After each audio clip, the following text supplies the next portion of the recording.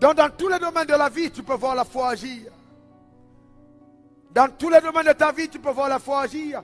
Et la Bible dit, 3 Jean 2, bien-aimé, mon souhait c'est que tu prospères à tous égards et sois en bonne santé, comme prospère l'état de notre âme. Qu'est-ce qu'on nous a fait croire? Que Dieu n'a pas envie qu'on soit heureux. Et vous voyez, les gens vont à l'église, ils prient. Oh Seigneur, aie pitié de moi. Seigneur, souviens-toi de moi. Oh Seigneur, aie pitié. Donne-moi les tennis fermes dans la pauvreté. Ça va tellement mal. Mais je sais qu'au ciel, tu me réserves des couronnes. Et que tu vas combler ma vie là-bas au ciel. Et quand tu t'es mis ta prière, Satan dit avec toi, Amen. Parce que ça plaît à Satan que ton espérance ne soit pas sur la terre. Alors que Jésus a dit lorsque vous priez, dit, notre Père qui est aux cieux, que ton nom soit sanctifié, que ton règne vienne, et que ta volonté soit faite où? Sur la terre. Qu'elle soit faite où? Sur la terre, comme cela est au ciel. Ça veut dire que le désir de Dieu, c'est que sa volonté s'accomplisse dans ta vie, sur la terre, comme c'est au ciel. Et tu dois prendre la décision par la foi de ne pas aller au ciel sans avoir vivre le ciel. Tu n'as pas compris de quoi je parle. Tu dois dire, je ne veux pas aller au ciel sans avoir vécu le ciel sur la terre des hommes. Quelqu'un me donne son meilleur amen. Quelqu'un dise encore amen. C'est ce que la Bible dit, que ton règne vienne.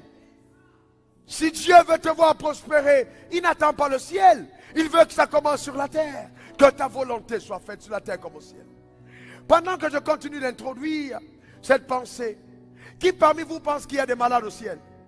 Lève ta main si tu penses qu'il y a un malade au ciel. Personne. Alors, pourquoi pensez-vous qu'il devrait y avoir des malades sur la terre?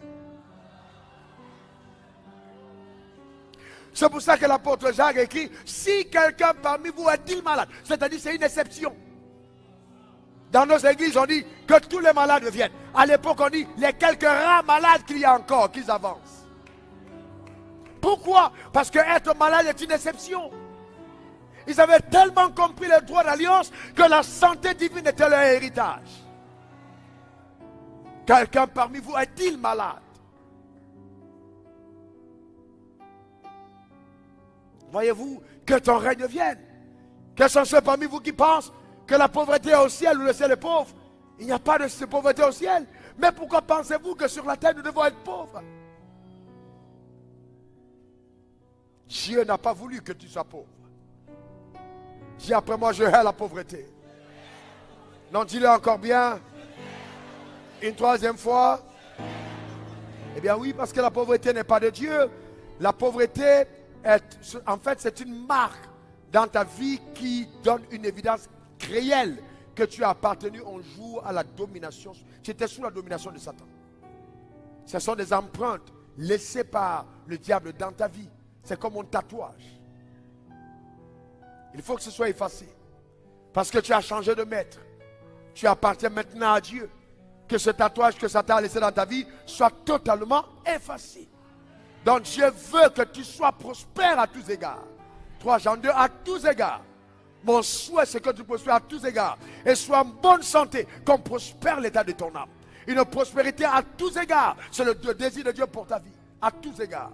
Cependant, la richesse de l'enseignement d'aujourd'hui, c'est que cet enseignement te donnera de découvrir comment est-ce que la foi pour les finances et la foi pour l'abondance matérielle est manifeste. Et tu verras si tu crois en Dieu financièrement ou pas. Jean 10, le voleur ne vient que pour dérober, égorger et détruire. Mais moi je suis venu afin que les brebis aient la vie et qu'elles soient dans l'abondance. Déclare après moi, je reçois l'abondance de Dieu. Dans le nom suprême de Jésus. Encore. Dans le nom suprême de Jésus. Alléluia. Parce que c'est la pensée de Jésus pour toi. Il est venu afin que tu aies la vie et que tu sois dans l'abondance. Mettez Jean 10, s'il vous plaît. Regardez ce texte. Et à partir de là, on va évoluer sur quelque chose de très très profond maintenant. Jean 10, le voleur ne vient que pour dérober, égorger et détruire. Mais moi, je suis venu afin que les brebis aient la vie. Regardez bien. Aient la vie Et qu'elle fasse quoi? Et qu'elle fasse quoi? En d'autres, vous voyez, moi je lisais avant que les brebis aient la vie et qu'elle l'ait en abondance. Certains d'entre vous l'ont souvent lu comme ça. Que les brebis aient la vie et qu'elle est en abondance. C'est parce que la Bible a dit que les brebis aient la vie et qu'elle soit.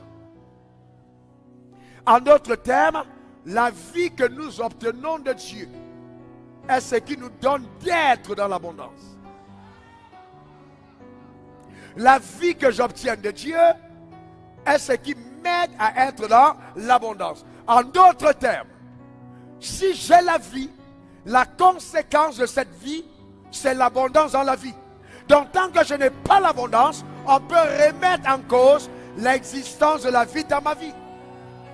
Ce n'est pas moi qui l'ai dit. Ce n'est pas un apôtre qui l'a dit. Ça, ce sont des paroles de Jésus lui-même. Que les brebis aient la vie et qu'elles soient. Ça veut dire que la vie Zoé, la vie de Dieu en toi, est en train de te pousser vers l'abondance.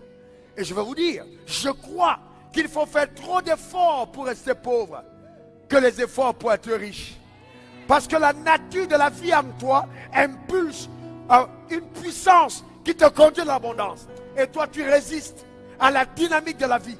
Tu résistes en disant, je ne crois pas en ça. Mais la vie qui est en toi te conduit dans l'abondance. Mais ton être entier s'oppose à l'abondance de Dieu. Et c'est pourquoi il te faut faire trop d'efforts pour rester dans le manque. Dis après moi, je crois à l'abondance. Non, dis-le bien encore, je crois à l'abondance. Dans le nom suprême de Jésus. Dis après moi, l'abondance est mon partage. L'abondance est ma portion. Je jouirai de l'abondance. Maintenant, suivez bien, regardez ce texte. 1 Timothée 6, verset 17. Recommande aux riches du présent siècle de ne pas être orgueilleux et de ne pas mettre leur espérance dans des richesses incertaines, mais de la mettre en Dieu qui nous donne toutes choses avec abondance. Il fait quoi? Il nous donne toutes choses avec abondance. Il nous donne toutes choses avec abondance. Et le toutes choses, est-ce que ça inclut ton argent? Est-ce que ça inclut ton argent? Je déclare l'abondance financière dans ta vie au nom suprême de Jésus. Il donne toutes choses avec abondance. Pourquoi? Continuons. Montez s'il vous plaît le texte. Il donne toutes choses avec abondance afin que nous en jouissions.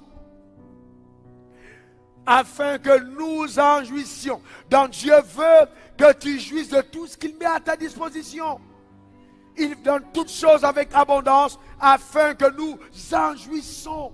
Dans le nom suprême de Jésus, que Dieu te donne de jouir de l'abondance qui t'est réservée à tous égards. Dans le nom suprême de Jésus. Donne-moi encore ton meilleur amen. Dis encore amen. Une dernière fois amen. Alléluia. Amen. Donc à cette étape,